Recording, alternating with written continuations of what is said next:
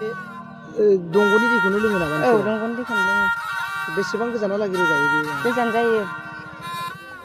बर' खौरांनि गासै नायगिरि नोंथांमोनखौ गिबियावनो बरायग्रोनाय जाबाय। बे समाव आं मोनसे जोबोद दुखुनांथाव रादाब होनो नागिरदों।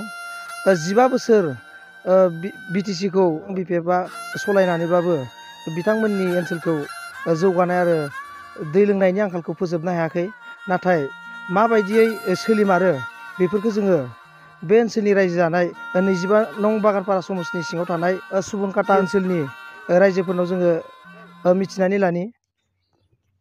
बिदि दंखल बायदिसिना बिदि गैया नामा? गैया, बेफोरनि सुबिदायानो गैया। बबे जायगायाव गोलैयो बियो? बे जारबस्ति। जारबस्ति। सोरनि समस्तिनि सिङाव गोलैयो बियो? समस्तिया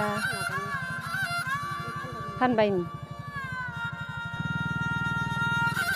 बागानपारा समस्ति फानबाय।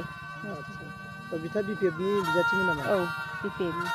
नोंथांमोननि लोंग्रा दैनि सुबिदाफोरखौ होआखैमोन नामा? गैया, होआखै। होदोंबाबो ओइ दखानावसो गोजानथार जायो। बेनिफ्राय बेवहाय कारेन्टफोर गैया नामा? कारेन्टआ दङ। कारेन्टआ दं। ओमफ्राय लामानि अबस्थाफोरा माबोरै? लामानि अबस्थायाथ' मोजां नङा। दैज्लाङावथ' थाबायजायानो। साइकेल सलायजाया, गारि मटर लाबोजाया। फैफेरा नामा बिथाङा नोंसोरनिखै? गैया, फैया। बेनिफ्राय जानो गोनां BTC बिसायख'थियाव नोंथांमोना सोरनो भट होगोन होनना बुङो? प्रमदनोसो होगोन जोंथ'। प्रमदनो होगोन। नोंथांमोननि जिउ खुंनायनि राहाफोरा बोरै सोलियो? दा जोंनि जिउ खुंनायाथ' दैनि सुबिदायाबो ओरै दखानथिंसो टेंकि मोनसे दङ। ओमफ्राय बेयाव जोङो दैखौ लायनोबो मालाबा बिदिनो मोनस्लाबा, साइकेल गैयि समाव आरो साइकेल थानाय समाव जों दैखौ लायनो हायो। ओमफ्राय दंग'निखौ लोंनांगौ जायो समाव। बेबायदि अबस्था आरो जोंनि बेयाव। आरो लामाफोराबो मोजां नङा। बिदिनो फिसाफोर लोमजाबा डाक्टारनाव लांनो थाखाय जों सुबिदा मोना। भट होयो, जों भट होबाबो दिनैसिमबो जोंनो न' गंसेबो जोंनो सरखारनि जों मोनाखै। ओमफ्राय ओरैनो फिसा बिलाफोरखौलाय जोङो मोनो आरो कम्बल, ओमफ्राय बिदिनो मुस्रि बेफोरखौलाय मोनदों। ओमफ्राय जोंनो दिनैसिमबो जोङो न' मोनाखै आरो जाय मोननायासो बिदिनो गंनै गंनै बिदिनो न' मोनबाय थादों। जों मोनफेराखै। सोर होयो कम्बल मुस्रिखौलाय? बिदिनो बे फानबाय, बे सुबुंखातानिफ्रायनो जोङो लायो। माबानिफ्रायनो जानो गोनां BTC बिसायख'थियाव नोंथांमोना माबा BPF सरखारनिफ्रायनो। सोरनो होगोन होनना फोरमायगोन एबार? जों दा जों होनांगौआथ' जोङो प्रमदनोनो होगोन होननानै जोङो बिदिनो नाजागासिनो दङ। BPFआ नोंथांमोननो जौगानायनि खामानि मावहोनो हायाखै नामा? हायाखै, जोंनो दिनैसिमबो गैया। जों इमान बोसोर जाबाय। फिसाफोरानो उन्दै उन्दैनिफ्रायनो सेंग्रा सिख्ला जानानै मालायनाव बारनानै जों फिसा मोनलाय लांबाय। दिनैसिमबो जों जेबो गैया।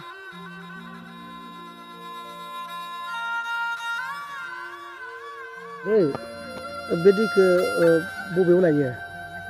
जों दैखरसो लायो। बेसेबा गोजानाव? बेसेबांसो गोजान जायो? 2 माइलसो गोजान जायो। 2 माइलसो गोजान जायो। औ। बिदि सरखारनिफ्राय बिदि लोंनाय दैनि मोनसे वाटार साप्लाइनि माबा मोनसे सुबिदाफोर खालामनाय जायाखै नामा? जायाखै। सुबिदा खालामनाय जायाखै, मोनाखै। बियो माबे समस्तिनि सिङाव गोग्लैयो? बागानपारा समस्तिनि सिङाव गोलैयो जोङो।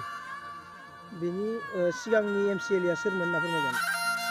आवगायहाय बनमालिमोन, ओमफ्राय दा फानबाय। बिथाङा नायफिनथाराखै नामा नोंथांमोनखौ? ओहो, नायफिनाखै। लामाबो गैबावासो जोंना नै दा। दैज्लाङावबो बेसे खस्थ' जादों लांनो, दै अर लायनो। दैबाना जानानै। थांनाय जान-बाहन लामाफोरा माबोरै? लामायाथ' गाबनो ना मिनिनोसो जोंनिया, मोजां नङा। सरखारनिसिम मा फोरमायहरगोन? सरखारजोंथ' दा लामा नांगौ, दै नांगौ। हाग्रामा महिलारि बिथाङा फैफेराखै नामा नोंसिनियाव? फैफेराखै खेबसेबो इयाव। 7 खालारावनो जानोसै BTC बिसायख'थि। नोंथांमोना सोरनो भट होगोन होनना फोरमायगोन? जोंथ' आवगोलाव BPFनो होबाय थादोंमोन। ओमफ्राय दा UPPLआव होनो होननानै सानदों जोङो। थारैनो नोंथांमोनखौ बिदि UPPLनिफ्राय नायफिनगोन होनना फोथायनाय दं नामा नोंथांमोना? फोथायनाय दं जोङो दा। जों मोनासै नालाय सिगाङाव। दैखौ बहा लायो? दैखौ जों बै सगावसो लायो। खमैनो जों 1 किल'मिटारनि बारा जागोन जोंनि दै लायनाया। जों माने एबार जों सानदों माने जों देरहाबा UPPLआ देरहाबा जोंनो दैनि बरिंखौ जोंनो होथारगोन होननानै जों सानो आरो। BPFनि गोबां दैदेनगिरिफ्रा फैफेरा नामा नोंसोरनिखौ? इलेक्सननि समावल' फैयो, ओरैनोबा जोंनाव जेबो सोंनो फैया। दैया माबायदि लोङो नोंथांमोना? जोङो दैखौ बरिंनिफ्राय लायनानै लोङो, खस्थ' जोबोद। बायनायसो जायो। जोङो मासाव 30 थाखा खरि होनांगौ जायो दैनि थाखाय जोङो फैसा होलायनांगौ नामा? फैसा होनांगौ जोङो।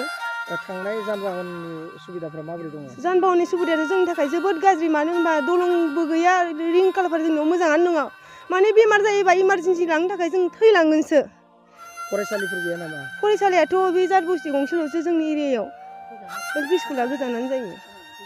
अब्ला नोंथांमोना फैबाय थानाय बिसायख'थियाव मा राहा लागोन? राहा लागोन माने जोङो देरहाबा जोङो आसा दं UPSBखौ देरहाथारगोन होननानै जों देरहाबा जोङो जोंनि नांगौखौ जोङो मोनगोन होननानै जों आसा खालामो आरो। नोंथांमोना BPFनि सायाव फोथायनाय गैया नामा होमबा? BPFनि सायाव जों मा फोथायबावनो 15 बोसोरानो थांबाय जोंनि गामियाव जेबो सुबिदायानो मोनाखै जों मा होननानै जों BPFनि सायाव फोथायबावनो। एबार सोलायनाय नागिरदों होमबा नोंथांमोना? सोलायनायखौ जोङो थारैनो नागिरो। सोलायनो हामारगोन ना होमबा? हागोन होननानै जों सानो।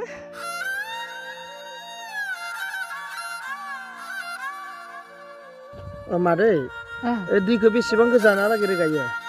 गोजानथार एखेबारे गामि जोबथारनाय लासै रोगानांगौ। नोंथांमोननियाव बिदि लोंग्रा दैनि गभमेन्टनिफ्राय जेबो मोनसे सुबिदा होनाय जायाखै नामा? जेबो सरकारनि जेबो सुबिदा मोनाखै। हाग्रामा महिलारि बिथाङा 19 बोसोर सलायबाय BTCखौ नाथाय नोंथांमोननियाव लोंग्रा दैनि जेबो सुबिदा नायफैफेराखै नामा? नायफैफेराखैबो जेबो सुबिदा होआखै सरकारनि जेबो मोनसेबो सिन गैया जों गामियाव। सोरनि समस्थियाव गोलैयो होनना फोरमायगोन नोंसोरनि MCLA सोरमोन सिगांनिया? MCLA फुलेन्द्र मोसाहारि। बिथाङा बिदि लोंग्रा दैनि जेबो होनो हायाखै नामा? होआखै जेबो होआखै नायनोबो फैया माने मायबाफोर बिनो थाङोबा बिथाङा माने रायनासो हरो जोंनो भट होआखै उनो होआखै दोखो रायनासो हरो जोंखौ। अब्ला नोंथांमोना जुदि बिदि होनो हायाखै नै जानो गोनां BTC बिसायख'थियाव नोंथांमोना सोरनो भट होगोन होनना फोरमायगोन? कातिराम बर'नो भट होगोन। माबे हान्जानि बिजाथि बिथा? माबा UPPL हान्जानि। UPPL हान्जानि बिजाथि कातिराम बर'नो भट होगोन?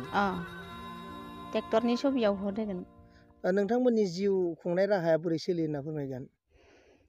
मोजां नङा। दुखु जारलायै सोलिनांगौ। दुखु जायलाय सोलिनांगौ जोङो। नोंथांमोननियाव लोंग्रा दैनि जेंनाया माबोरै सोलियो? माबायदि जेंना जायो? खस्थ' जायो। खस्थ' जायो। बेसेबां गोजानहालागै रोगानो गोनां जायो? गोजानथार जायो। माजों रोगायो बेखौ?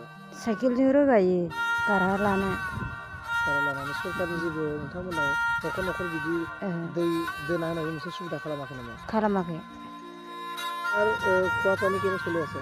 খোৱা পানীৰ সমস্যাটো একদম মানে কি বুলি ক'ব এইটো আমাৰ একদম বেয়া বুলি ক'ব লাগিব কাৰণ কিয় 2000 কিমান চনৰ পৰা তেওঁলোক বুলি ক'লে আমাৰ যিটো হাগ্ৰামা মহিলাৰী নেতৃত্বাধীন চৰকাৰ 17 বছৰ কাৰ্যকাল হৈ গ'ল।